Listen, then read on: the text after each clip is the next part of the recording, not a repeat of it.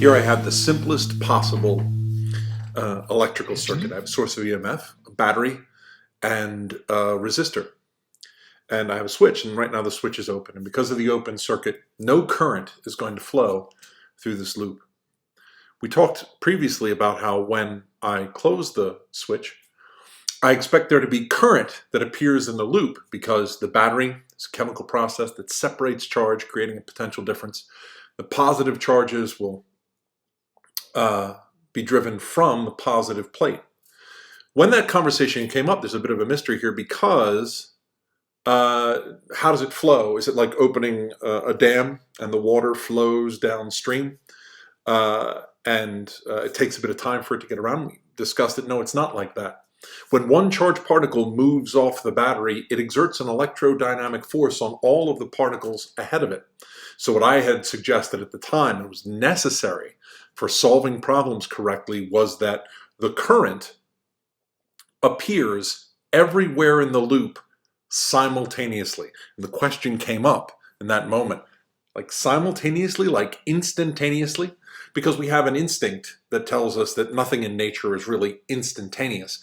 And I would imagine that when I close the switch, that the current wouldn't appear instantaneously, but it would take some time in order for it to reach a maximum value. Well, two things about that. At the moment, I didn't have an mechanism that would explain why it should be like that. And the second thing is, for practical purposes, the amount of time it takes for this thing to reach a steady current is in fact nearly instantaneous. So I can solve a lot of problems and get correct answers with that assumption without doing any damage to my physics.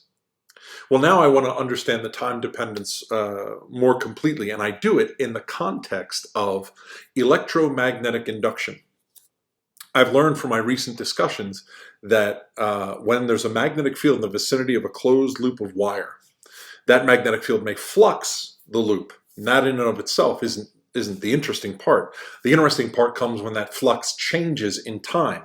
And I discovered that according to a rather small electrodynamic effect, that when the magnetic flux changes, there is an induced EMF in the loop. And so we call this electromagnetic induction. We devise Faraday's law, and we solve another set of physical situations where time-dependent flux results in induced EMF. It turns out that this very simple loop of wire here, this very simple circuit, is also an example of electromagnetic induction. But in order to understand that, I'm going to have to view this circuit in sort of three dimensions. Here's the same circuit again, but I'm sort of viewing it in perspective. I still have my battery, my induced EMF, and I have my resistor, and I have my switch. But now I'm going to realize that when I close the switch and current begins to flow through the wires create magnetism in their vicinity according to Ampere's law. So the wire loop itself creates magnetism. I can't draw all of the magnetic field lines associated with that because the diagram becomes quite complicated. So what I did to visualize this is I realized first, according to the polarity of the battery, the current is being drawn or being driven through the circuit in a clockwise fashion as viewed from above. So focusing just on the right-hand wire of the loop, that is the right-hand side of my square loop, if I point my thumb in the direction of current, which is sort of coming toward me, or just to put it in perspective, down and to the left, if I point my thumb in the direction of that current, my fingers curl, according to the right-hand rule, in the direction of the induced magnetic field, or the magnetic field that's created by the wire by virtue of the fact that it has current running through it. So I've drawn here a couple of magnetic field lines that are representative of the direction of that magnetic field. Now, in your head, go around the loop and realize that everywhere around this square loop, there is magnetic field. But in particular, notice that according to the right-hand rule, that magnetic field is everywhere coming over the top of the loop and fluxing in to the interior of the loop. In this way, this loop of wire fluxes itself. Now, before I close the switch, there's no current at all, so there's no magnetic field. When I close the switch, suddenly there's going to be current. I expect, I can verify experimentally quite easily, that there's going to be current flowing through the loop. So now, where there was no magnetic field before, there is magnetic field. Where there was no flux before, now there is flux. And so the flux through the loop has changed. And so there will be an induced EMF that the wire loop creates for itself based on its own current. Sometimes this is called self-induced EMF because there's no external source of magnetic field. The loop provides its own magnetic field. What would be the direction of that induced EMF? Well, I noticed that the magnetic flux is coming over the top everywhere. So the magnetic field on the interior of the loop is downward. If it's downward, and when I close the switch, that magnetic field increases, then to apply the right-hand rule, I'll point my thumb in a downward direction, but I'm going to oppose that flux. So I'll turn my thumb upward. So the result of the right-hand rule is that there is an induced EMF that is counterclockwise when viewed from above. Notice, and this is really important, that the EMF that is induced counterclockwise is opposite to the EMF of the battery, say the applied EMF, which is in the opposite direction. And so this new induced EMF opposes the EMF of the battery already present in the system. So if the EMF of the battery is trying to drive the circuit forward in a clockwise current direction, then the induced EMF is trying to drive it backward. Sometimes this self-induced EMF is referred to as back EMF, because it opposes the applied EMF that drives the current, that creates the magnetic field, that creates a changing magnetic flux that induces an EMF according to Faraday's law. It's sort of a complicated idea, and so we're going to want to find some way of generalizing it.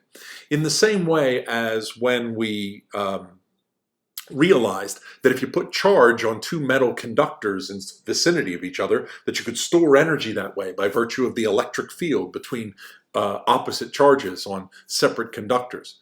We're able to generalize that into the idea of capacitance.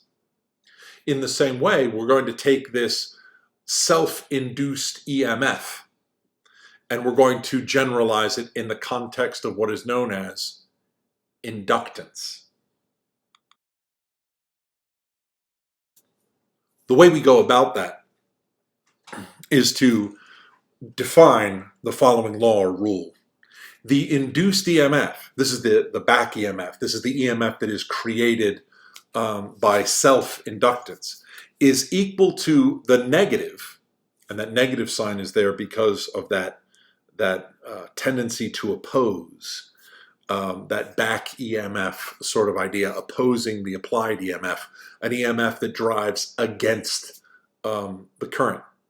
The negative of the inductance multiplied by the rate at which the current is changing with respect to time. As soon as I see calculus appear, I might become slightly alarmed, but this makes an awful lot of sense. The wire loop creates for itself magnetic field, but unless that magnetic field changes in time, then there's not going to be any electromagnetic induction. In order for the magnetic field to change in time, the current must change in time. So the induced back EMF is caused by the magnetic flux, which is caused by the magnetic field, which changes because the current is changing in the loop. So the induced EMF is equal to negative the inductance di dt. The inductance, I can rearrange this and find out what the units are. The EMF has volts and dt is in seconds and the current is in amperes. So I could say it is volts seconds per ampere. The more fundamental unit is joules seconds squared per coulomb squared.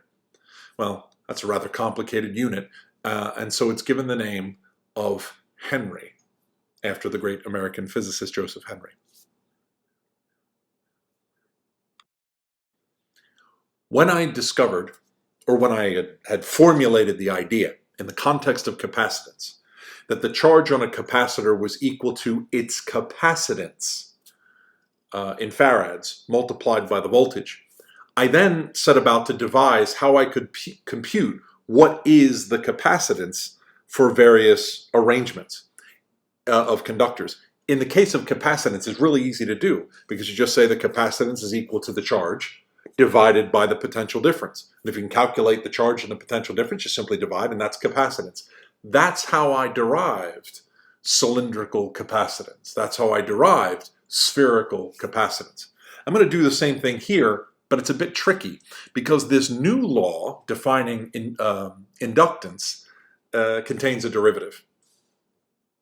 Faraday's law of electromagnetic induction says that the induced EMF is equal to the negative of the derivative of the magnetic flux with respect to time. You'll see here that I added a capital N in front of the law. The reason why is that if I have a number of turns of wire, it multiplies the effect by every turn of wire. And that's not surprising because in the context of magnetic flux, every turn of wire is fluxed by the magnetic field. So Faraday's law of induction says that the induced EMF is negative, the number of turns of wire, the derivative of the magnetic flux with respect to time. But I just defined that in the context of a loop creating self-induced EMF, that self-induced EMF is negative the inductance multiplied by the rate of change of the current. So I set these two things equal to each other. My induction law on the right-hand side and Faraday's law of induction on the left-hand side. And we'll do a little bit of algebra. Notice that I have a dt on both sides of the equation and also a negative sign. I can cancel those so that I get the number of turns of wire multiplied by the differential of magnetic flux is equal to the inductance multiplied by the differential of current, screaming for me to integrate both sides of the equation. When I do, the integral of the differential of flux is simply the magnetic flux, and the integral of the differential of current is simply the current. So the number of turns of wire multiplied by the magnetic flux is equal to the inductance multiplied by the current. And so now I can solve for inductance. Just as I said that capacitance was Q over delta V, or V essentially, I'm writing that L is the number of turns multiplied by the magnetic flux divided by the current. In order to calculate some inductance for some particular physical situation, I need to know the number of turns. Well, for my beginning example, just a square circuit with a battery and a resistor, the number of turns is easy. The number of turns is 1. The magnetic flux is a bit more complicated because all 4 wires that make up the square of my circuit create complicated magnetic fields. Those complicated magnetic fields create complicated flux. So it might be difficult to calculate how much inductance there is in that case. It turns out it doesn't really matter because in that case, the inductance is so extremely small and the back EMF is so extremely small that it can be ignored in most cases. I'm looking for a situation where the back EMF is large and where the effect that I would get in an experimental or technological engineering sort of a context is a large effect. I'll do that with something a bit familiar. A solenoid is exactly the sort of thing that I'm looking for if I want to conveniently, compactly, and without a lot of mathematical machinations, create large induced EMF by self-induction. The reason why it works out so well for me is that my solenoid has a large number of turns of wire, and its magnetic field is quite simple. Recall that the magnetic field of a solenoid is equal to mu naught Ni, where lowercase n is the number of turns per unit length. So I could write this as mu naught, the total number of turns divided by the length of the solenoid multiplied by the current. What I want to do is find what is the inductance of a solenoid. So, since I've defined the solenoid, or the inductance in general, to be the number of turns times the magnetic flux divided by the current, The magnetic flux in this case is the magnetic field inside the solenoid, which I know, multiplied by the cross-sectional area of the solenoid, which if I build the solenoid, I know what that cross-sectional area is, multiplied by the number of turns, not the number of turns per unit length, but the number of actual turns, divided by the current that runs through the solenoid.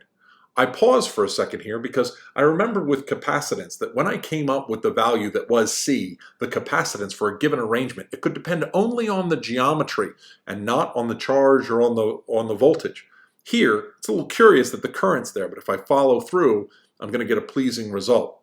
Notice here that I have the magnetic field appears in the numerator, NBA divided by I. So I'll substitute in the magnetic field of the solenoid, mu naught N over L times I, and what I get is that the inductance of a solenoid is mu naught capital N squared pi R squared over L. It turns out, for practical purposes, just as we often use parallel plate capacitors for their simplicity, we use solenoids to create induction. So all I need to do is create a little electronic device. And if I go around the house, find an electron, smash it open in there somewhere, I'm likely to find coils of wire used to create induction due to the very useful electrical effects that inductance has, which we're going to investigate in just a moment. So the solenoid is the classic inductor component for circuitry, just as the parallel plate capacitor is the classic component for capacitance. Here's an essential calculation for you, but my goodness, is it a familiar one? Magnetizing an inductor. I want you to immediately start thinking about charging a capacitor. I want you to immediately think about viscous drag, because this is going to be very, very familiar. Here I have a very simple circuit, once again, with an EMF battery that's going to drive current, a switch that is initially open, and a resistor, and now an inductor.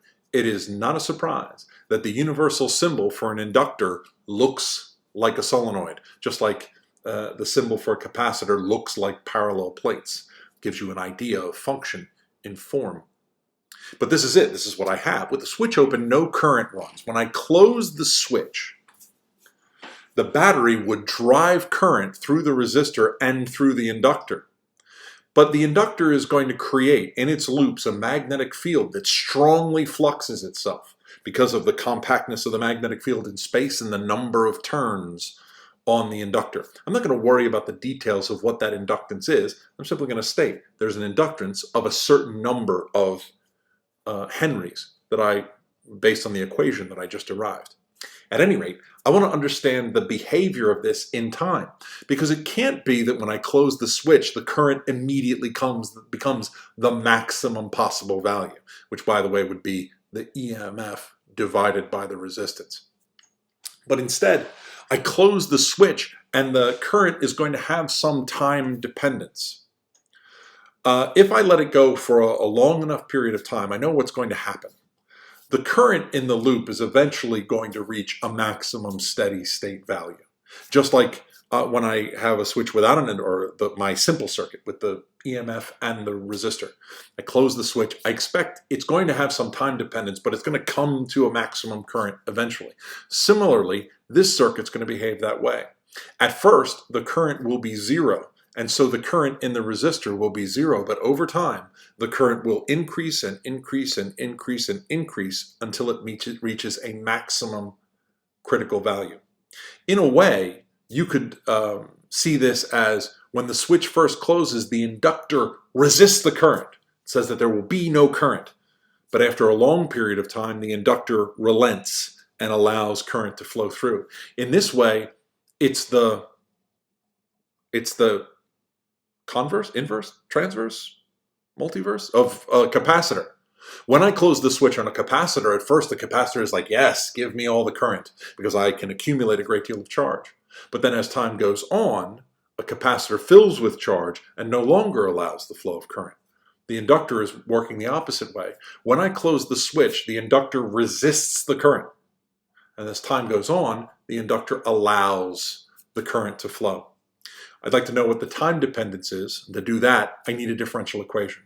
To get a differential equation, I need a loop rule. So starting in the lower left corner of my circuit, I'm going to go around in a loop, first encountering the EMF, so I have positive EMF, minus the voltage on the resistor, minus the voltage on the inductor, which is induced EMF. And then coming around to close the loop again, I get 0 as the result. This is the differential equation that I need to solve. I have a little expectation, though, as to how it's going to work out. I think that when I first start out, I'm going to have a situation where the voltage on the resistor is equal to 0 because there's no current flowing.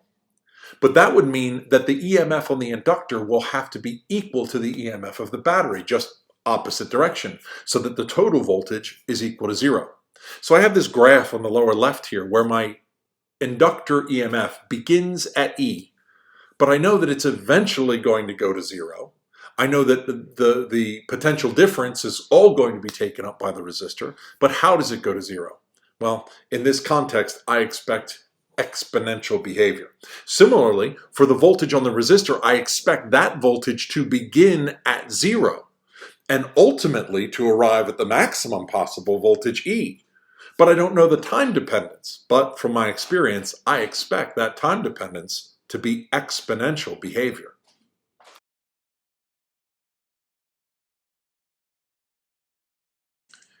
To develop my differential equation, I'll begin with the loop rule. The EMF minus the voltage on the resistor minus the induced EMF is equal to 0. The voltage on the resistor, according to Ohm's law, is simply the current multiplied by the resistance. From that, I'm subtracting the induced EMF, L di dt. I resist the temptation to flip the sign here. In the first line, when I wrote minus EL, I had already taken into consideration the direction of the induced EMF, that is opposed to the positive EMF of the battery. And so I need that negative sign there the way that it is. This is equal to 0. When I rearrange it, I get a familiar differential equation. I get di dt plus L over R, I, is equal to the EMF over R. I've seen this differential equation before. This is the differential equation that describes falling under the influence of gravity and a viscous drag force. Here, the current, the rate at which charge flows, is like velocity, the rate at which position changes. And the EMF over R is the EMF divided by R is not the force of the EMF, that is the electromotive force, but the force per unit resistance, whereas in viscous drag, it's G, the acceleration due to gravity, not the force of gravity, but the gravity per unit of inertia. So it's absolutely analogous in that way. And I'm not going to solve the integration here. I'm going to leave it to you to solve, but the solutions to this are quite familiar indeed.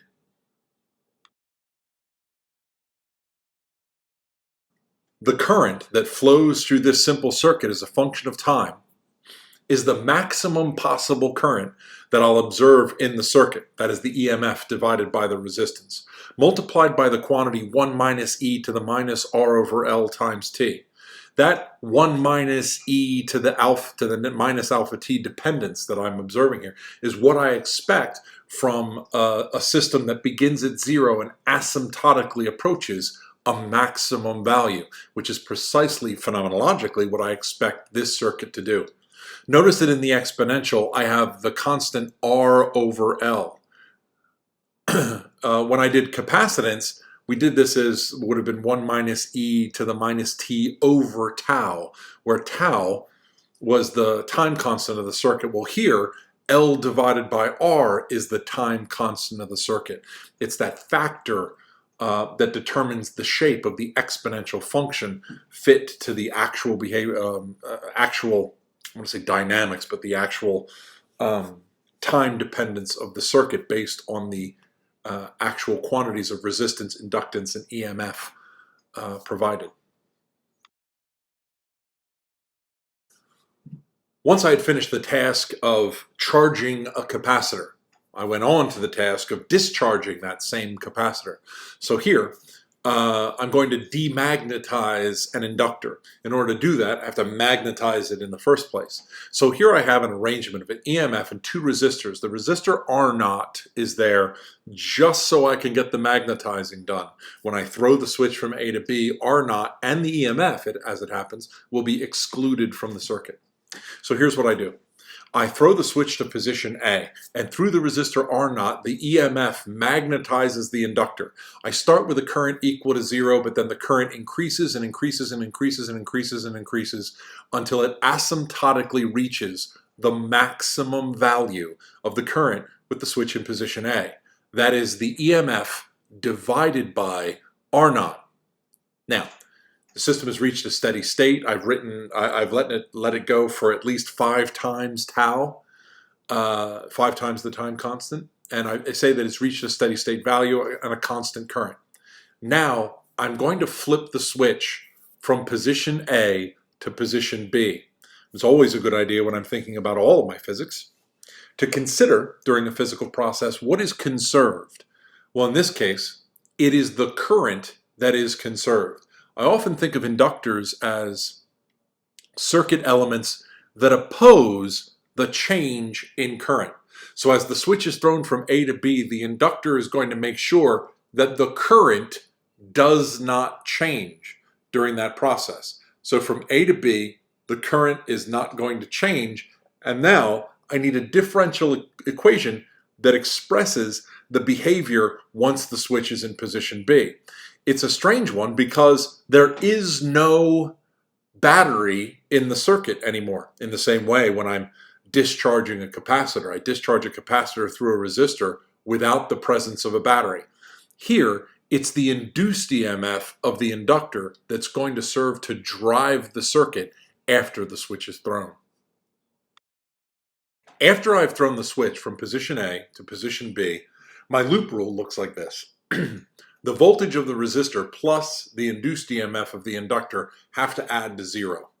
They're going to have the opposite polarity because the EMF of the inductor is negative L di dt. So this becomes my differential equation. The voltage on the resistor, which according to Ohm's law is I times R, minus L di dt must be equal to 0. Well, this is an extraordinarily familiar differential equation. And again, I'm not going to solve it here because we've solved it so many times before, but feel free to separate the variables and integrate. What you'll discover is that the current as a function of time after the switch is thrown is exponential decay. Here, the initial current, which is just the EMF divided by R0, e to the minus R over L, which is 1 over my time constant, t, is a function of time. What it says is when I throw the switch, I'll have that initial current because the current is preserved when the switch is thrown. But then that current will exponentially decay as the inductor opposing the change in current will try to maintain the current for a while, ultimately a losing battle, and the current will exponentially decay to 0.